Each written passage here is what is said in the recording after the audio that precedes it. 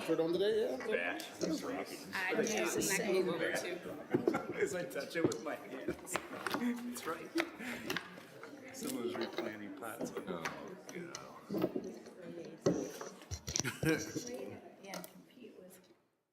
Good afternoon. Greetings and welcome to the Grand Rapids Community College Board of Trustees meeting for Monday, August 19, 2024. So might we start with board members or President Lepper if folks have guests in the audience that you want to introduce? Anyone? None. Okay, so we'll jump right in to business. Our first order of business today is the approval of the agenda. Trustees, please note that this is the time to remove an item from the consent agenda or separate consideration if necessary, for separate consideration if necessary. So are there any additions, deletions, or corrections of the agenda? No? May I have a motion for approval of the agenda? So moved. Support. So I had a motion and a second. Is there any discussion? All right. All those in favor, please say aye. Aye. Those opposed? The motion carries. Now we will open the meeting up for public comment. If there is anyone in the audience that would like to address the board, you may do so at this time. Not seeing any.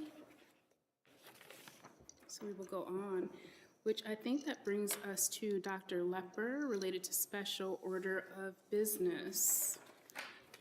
Thank you, Chair Lovelady Mitchell. Special order of business, I would like to introduce Lisa Freiberger, VP of Finance Administration, at the podium to introduce Michigan's new job training agreement with Coastal Container. Good afternoon, and thank you.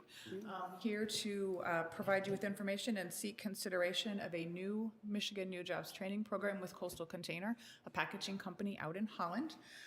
They have met the requirements. Megan, who is here as well, has met with them around their training program. They are looking at adding 39 new positions, which is how the Michigan New Jobs Training Program is funded.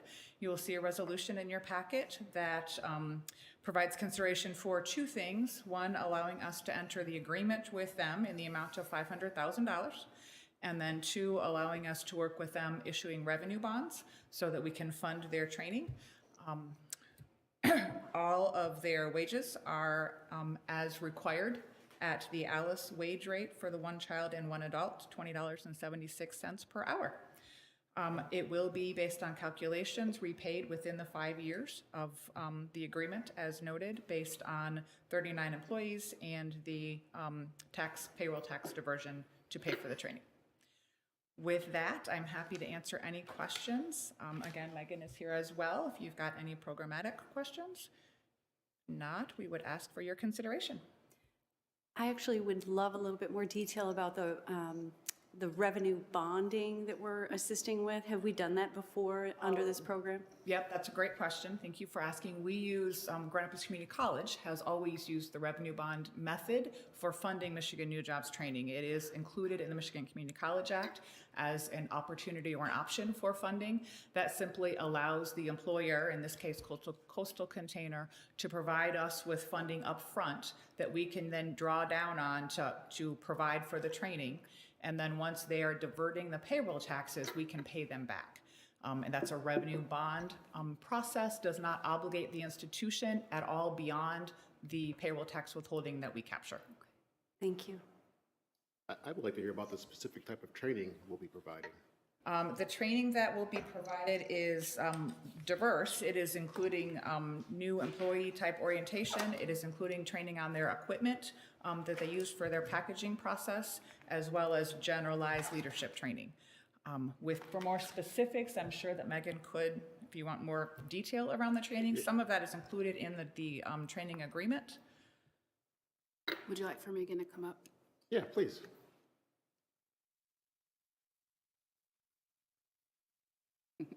Hi, Megan.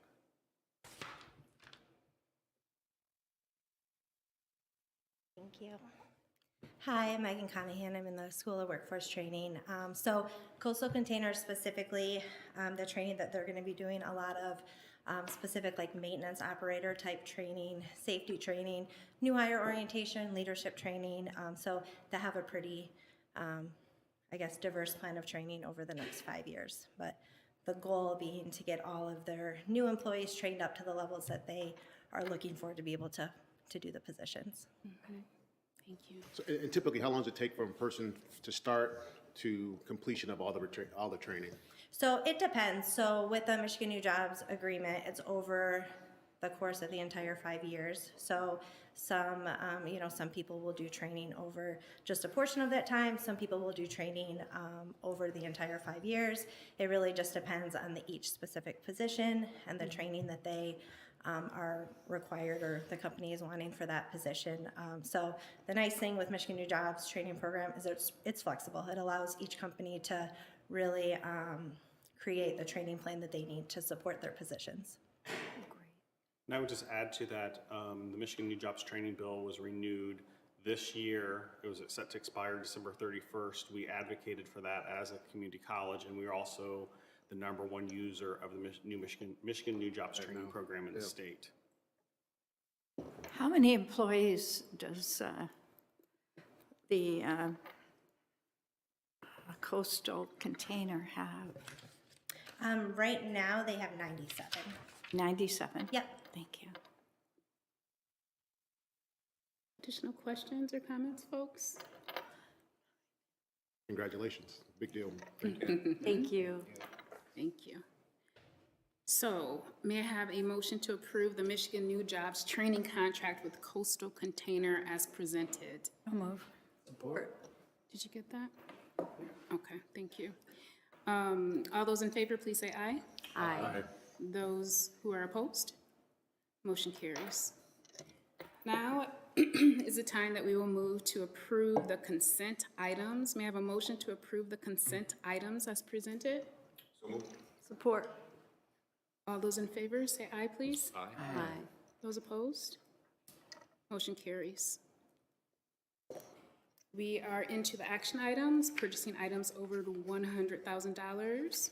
May I have a motion to approve the purchasing items over $100,000, please? Moved. Support. Any discussion? All those in favor, please say aye. Aye. Any opposed? Motion carries. Dr. Lepper, we are at reports, so let's have Dr. Lepper's president's report, please. Thank you. Well, as you know, we are next week starting the beginning of another academic year and a new semester, and campus has been quite busy. Just want to remind the board that this Thursday, August 22nd, we will have our opening day event with our faculty and staff, and that will start at 8:15 in the morning, and this year's focus will be on student retention, and so we'll be having conversation and professional development around retention and how we can begin to hopefully move that needle. Classes begin on Monday, August 26th, and in terms of enrollment, we're currently, as of this morning, at 11,603 students enrolled. If we compare this week to a week ago last year, so 1 week out from the start of the semester, our enrollment is up a little over 5.25%. The next week will be critical for us, though. Typically, we see a large number of students have movement, sometimes rescheduling courses, sometimes dropping courses, but hopefully adding courses. Last year, we picked up an additional 1,000 students in the week preceding the start of the semester. That's very typical of community college students registration. So we had set a goal of 13,000 students for this fall. So if we pick up 1,000 students in the next week, that will be 12,600 students at count date, and then we also have second session. So it's likely that we will hit that target of 13,000, hopefully exceed that, and that will be our highest fall enrollment by, from what I recall, 1,000 or so students in the last 4 years. Dr. Lepper, do we have any idea of what percentage of that, of the incoming class are through Reconnect? We won't know those numbers until it settles and all that is finalized. I will tell you that All those processes have become more complicated this year because individuals have to apply for the FAFSA first, and you all have heard of the challenges with the rollout. Yes. So we have students that are still being processed. So what we have done is, which is I think what you may be getting at, is students who we anticipate that may receive funds through Reconnect or through the Michigan Community College Guarantee or other state aid programs, we've protected their status and not dropped them for non-enrollment. And so we won't really have a true sense of how many of those students we are that are coming to us through Michigan Reconnect. I know historically we have been the #1 institution in the use of Reconnect dollars as well. So we account for about 11% of all enrolled students in the Michigan community, or excuse me, in the Michigan Reconnect program out of the 28 community colleges in the state. Can you elaborate, please, a little bit more on the protected for, what does that mean? So typically we have a process where we drop students for non-payment because it's kind of like filling an airplane, if you will. We have so many seats in a section or in a classroom. So if we have students who are wanting to still register and we have students who are not paying or haven't signed up for a payment plan, then we administratively drop them, and of course we communicate in advance and give warning. And so what we have done this year is we've identified students who may be impacted by the difficulties with financial aid, and we're not dropping them for non-payment until we can get everything figured out and the dust settled. Thank you. Additional questions or comments about that thus far? Well, how does that impact the numbers that you just said then? Might those be, if normally they would have been dropped by now, then does that impact the numbers that you just? It could impact those numbers. However, I think we have, I'll use that term, protected students who we reasonably believe will benefit or receive funds from one of those programs. So it's highly likely that those students will be enrolled and will receive the financial aid to support them. So I don't know that we will see a huge drop. We may see some drop, which is typical, but I don't think we will see huge numbers like we may have in previous years.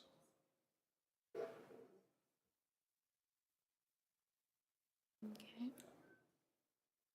And if there are no other questions, I would then like to call up Lindsay Post, who's our Executive Director of Marketing Communications, as part of my report to share with you some information about marketing.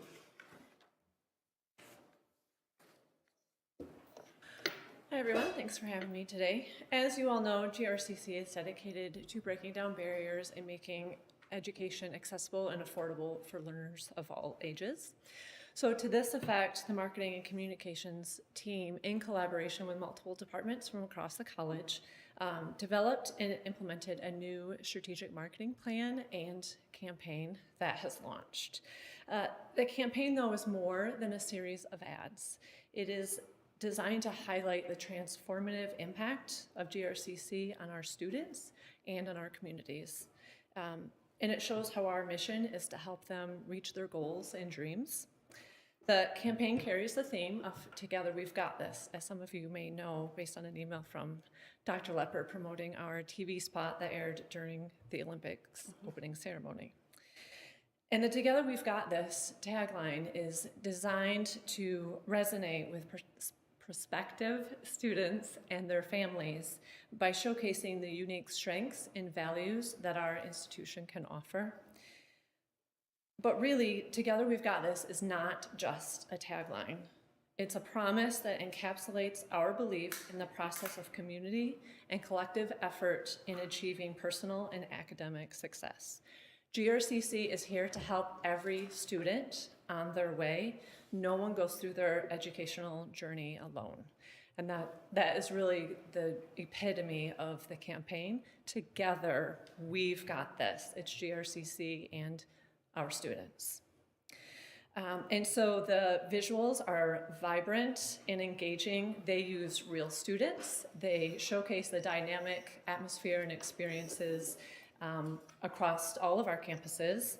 And there are 3 parts to the campaign. So what we're calling kind of the brand/program campaign. So there's ads that are showcasing specific programs that our college offers, but we also are focusing on Reconnect through a grant that we received through the state of Michigan. And then, of course, we are promoting the Michigan Community College Guarantee, which is really kind of a life-changing piece of legislation. And so it's multi-channel campaigns. We're running in billboards, digital ads, print, radio streaming on Pandora, not necessarily traditional radio. And so you can see on the screen, these are some of the billboards that we are running right now. You have a goal, we have a way, you imagine it, we make it possible. They are running in English and in Spanish. Together we've got this, as I mentioned, and then of course the Michigan Reconnect. The Michigan Reconnect boards have one simple message, and that's really that there's free or reduced tuition for adults 21 plus. And just as a reminder, the state has expanded the Michigan Reconnect tuition, and so it's adults 21 plus until November 15, and then it goes, supposedly we'll go back to 25 plus. We'll see if they expand it again. And so that is what the Reconnect stuff is promoting. And then these are some of the digital ads that are running across all platforms. You'll see them on banner ads, side navigation across all social media channels. We'll also have, this is Michigan Community College Guarantee, Dream More, Worry Less, and then of course Reconnect.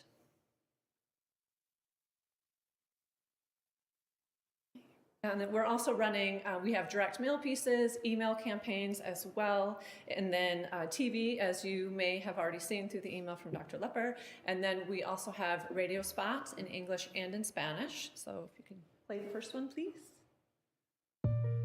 You want a career, but you have a life, and life can be expensive. At Grand Rapids Community College, we get it.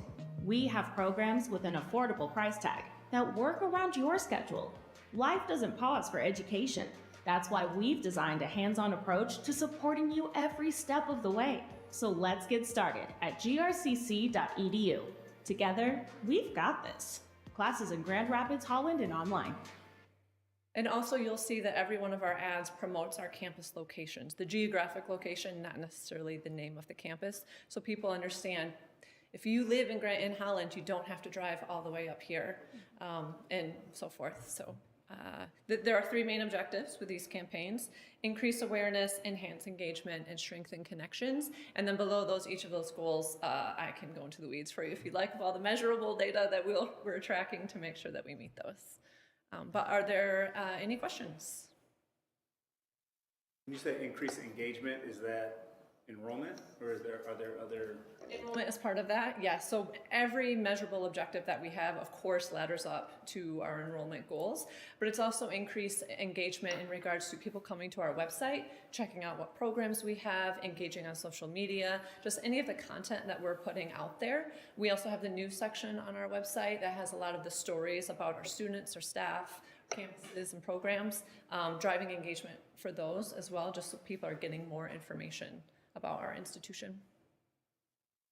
One of the fun things about marketing is you get to preach the promise of the college, and you do that by looking backwards and looking forwards.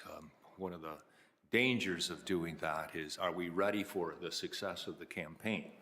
And I guess that's my question to you, Dr. Lepper. So in what ways are we prepared for the success of this campaign? Well, I think that we have been rehearsing and talking about this for many years now, so I think through our strategic enrollment management plan, we have mapped out how we are working through that. Also, from an academic advising standpoint, Ann Isaacson and two others are co-leading a work around academic advising and how we provide more robust academic advising for students who are coming in. And so we're engaged in those processes. I wish I could say we have it all figured out. That's all right. Yeah. But we are certainly engaged in building towards that. Yeah. Thank you. I'm curious to learn about the feedback loop. Is there a feedback loop on the marketing campaign with students, faculty, staff, or community members? Meaning, like, if they wanted to say if they liked or disliked, or? Sure. It can range anywhere from potentially a billboard to a radio, advertisement.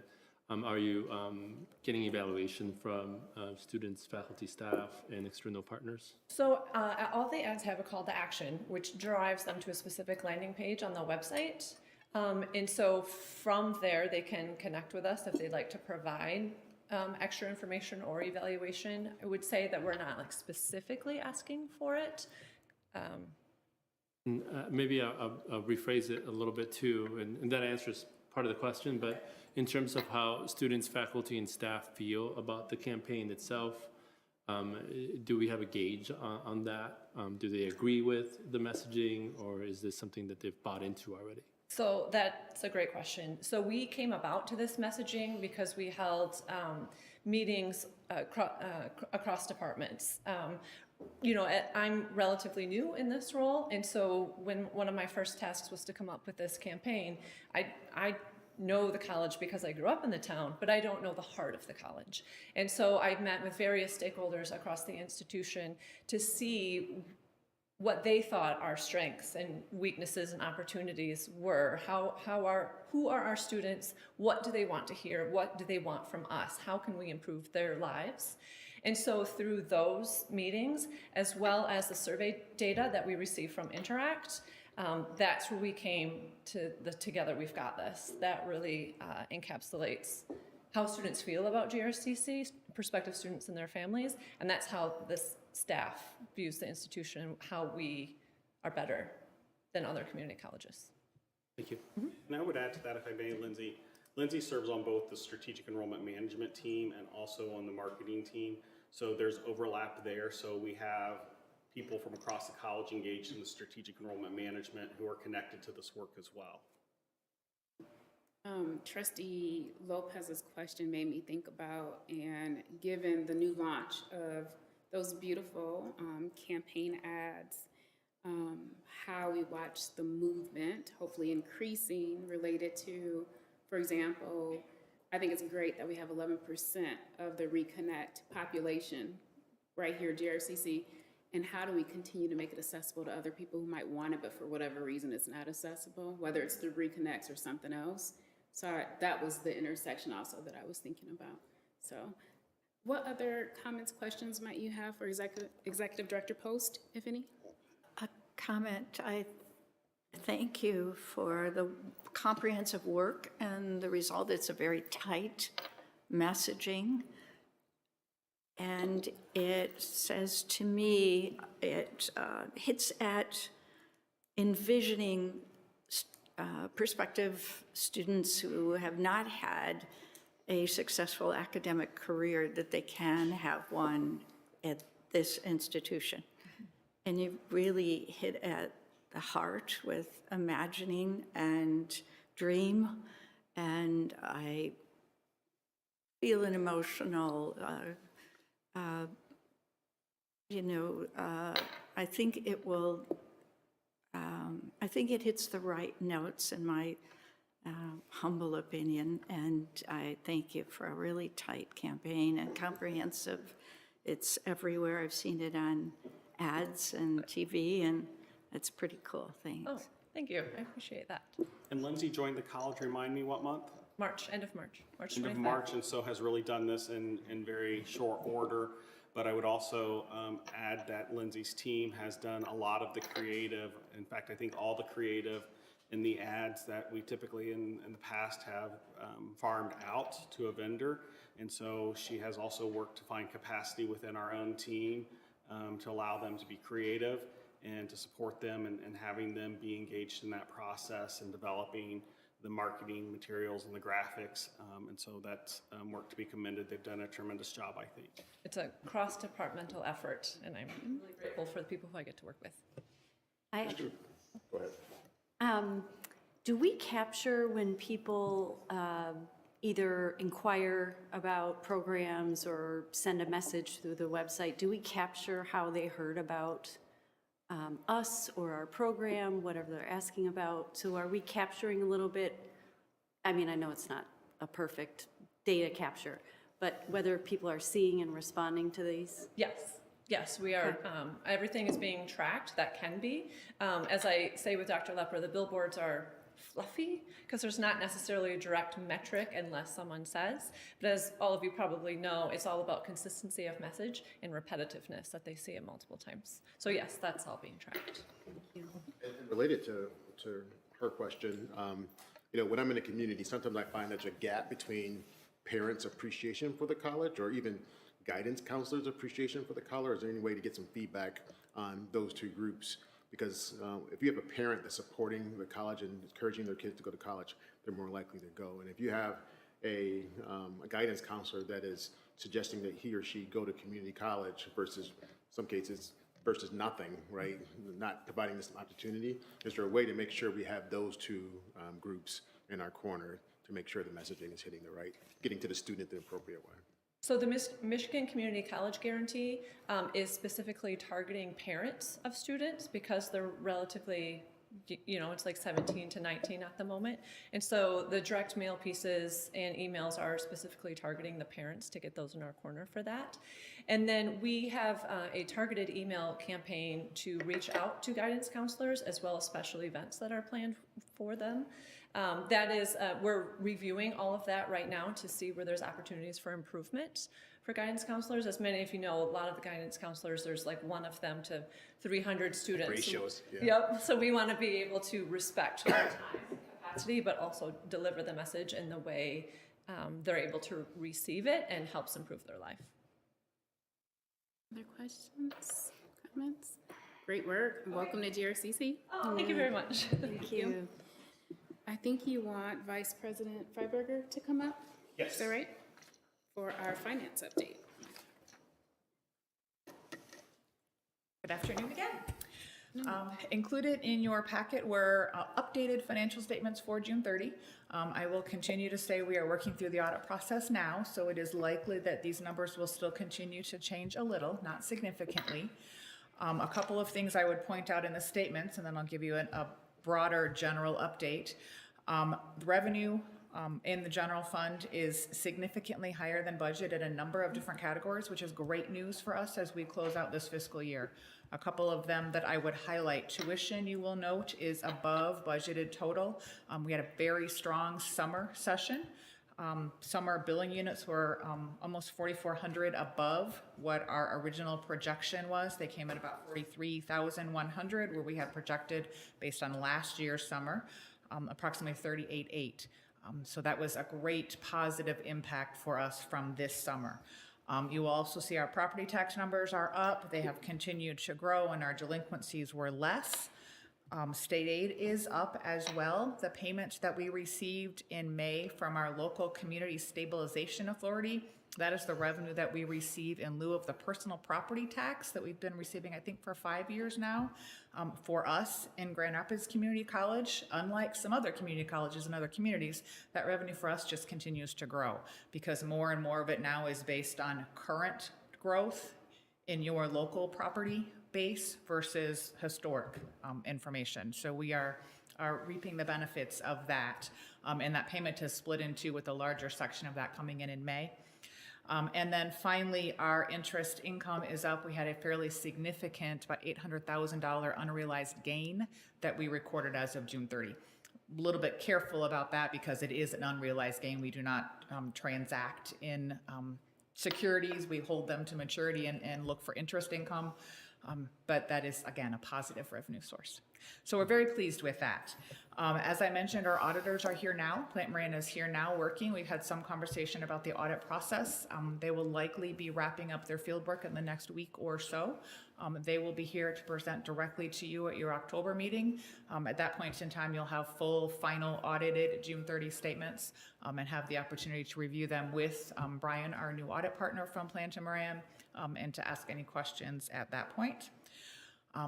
We are also working diligently on the state's reporting requirements. You will see if you look at our transparency site on the GRCC website, it's on our homepage, a number of updates around tuition and fees, cost of attendance are there.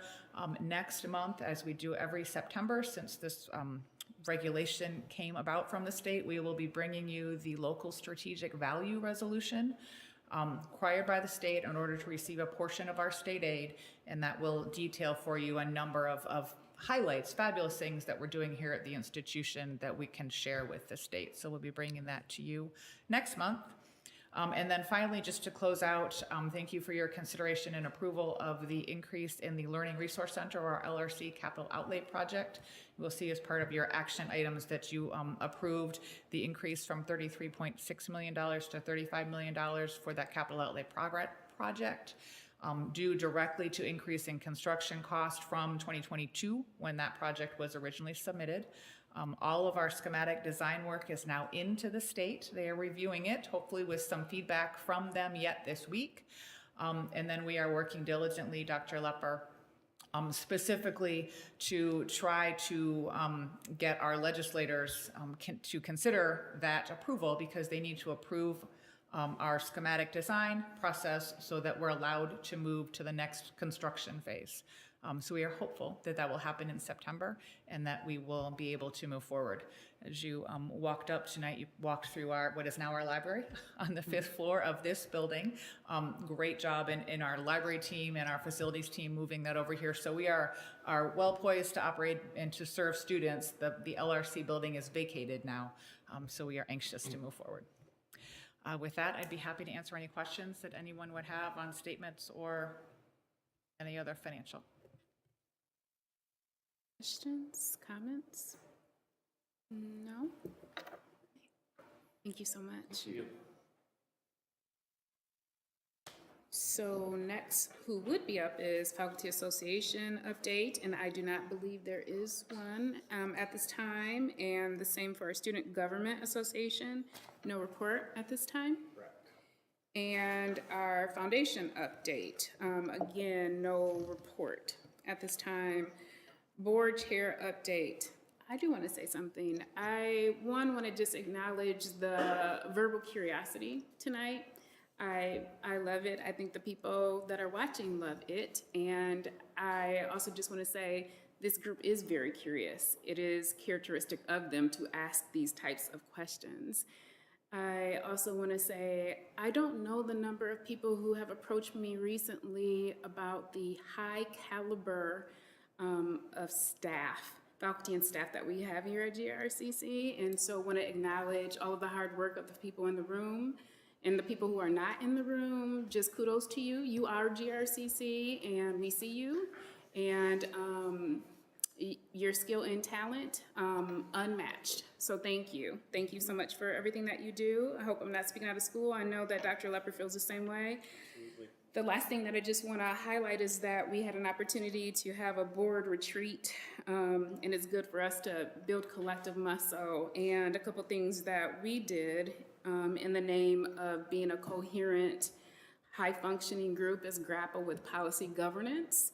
We also talked a little bit and went through the master plan review. And if I can read my notes, we had several folks come in front of us to give reports.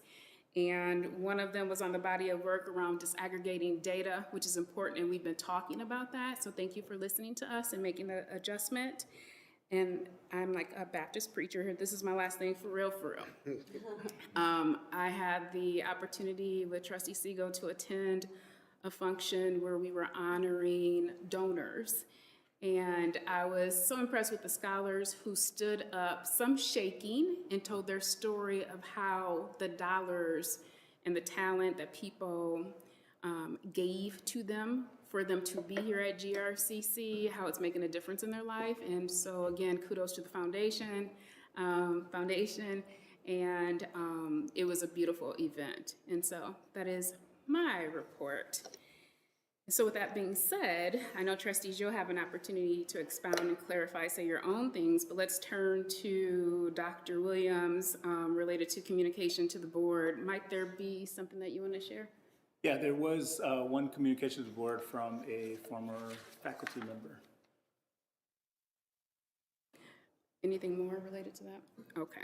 And so at this time, we will hold space for open comment. Now we will open the meeting for a public comment. If there's anyone in the audience that would like to address the board regarding any matter, you may do so at this time. And not seeing anyone moving, this is the time where we will hold space for final board comments.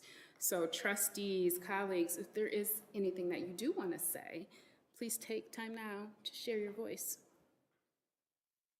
I want faculty and staff to know that a number of us attended the Michigan Community College Association annual convention, and we broke up frequently over 4 days amongst colleagues throughout the state.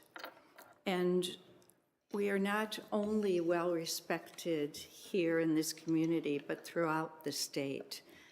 And I had noted to one of the breakout groups the amount of faculty on the strategic plan committee, and they were overwhelmed and awed by the commitment and the dedication of our faculty in relationship to other faculties that are not as cohesive and don't have as high a morale. So thank you. Thank you. Other colleagues, trustees, anything? Okay. Yeah, we made several comments about great faculty and staff that we have at this organization. I'd like to co-sign that, but also the board learned that Misty is moving on to a different role, and she was with us for a long time. Just like to recognize and appreciate her for all the work she did for us as a board. Thank you. Agreed. Yeah, I just want to add to that, publicly stating that Misty's work here has been something that I've come to really value, and so just for what it's worth for the record, and also Trustee Siegel, I'll jump on top of what you added about the Michigan Community College Association Conference. Just continue to be impressed with the faculty and staff and the group that we have here, and you hear it specifically when you hear some of the challenges that other institutions are having, and when I sit there quietly and think, oh, I'm glad that we're not dealing with that. It also reminds me of, I'm glad that we're doing well. And so just thank you to everyone that continues to keep the institution not only moving, but improving. I also want to underscore the comments about Misty having served as chair for several years, and every once in a while someone would approach me and speak with kindness about how smoothly the meetings went. They only go smoothly because the secret is Misty would always provide us with a script, and she was the backbone of smooth board meetings, and I just want to publicly state how much I appreciated that. We'll miss her. I don't know if that chair is going to be empty permanently. Is that just like a token, or are we going to fill that? Permanently, no. We'll put a little stuffed image of Misty in that chair and move it off to the side. I don't know that you would like that. I did just want to underscore how much we appreciate that. And then the other comment about MCCA. So the three of us put our heads together, and too often I'm more critical of organized, quote, learning opportunities. But I have to say, we're in the business of learning. That's our wheelhouse. That's what we do. We think about learning. We're about learning. And in our institution also ought to bring us together to do learning at its best. And sometimes the pedagogy of how institutions put conferences together, there's a gap between what we know about how folk learn and how we deliver products. So we did have times where we giggled a little bit together about, this is a learning institution, and wouldn't it be fun sometime to be able to spend 4 days there and have that institution really demonstrate what science tells us about how people learn. So anyway, well, there's more to that. The three of us will put a little report together, and we'll put our heads together and dive into that just a little bit more. So. Anyone else? Yeah, I foresee the Misty McClure Anderson name and our homage to her work coming back as well. But again, just kudos to her and thank you, and know that she will continue to do well where she is. I'm looking over. You don't want to say anything? Okay, thanks. I thought I caught your eye. So I'm moving to adjournment, folks. Thank you, trustees and staff, for all of your hard work. We have a motion to approve the consent items as presented. So moved. May I have a second? All those in favor say aye, please. Aye. Any opposed? Motion carries. The meeting is adjourned. Thank you so much. Thank you.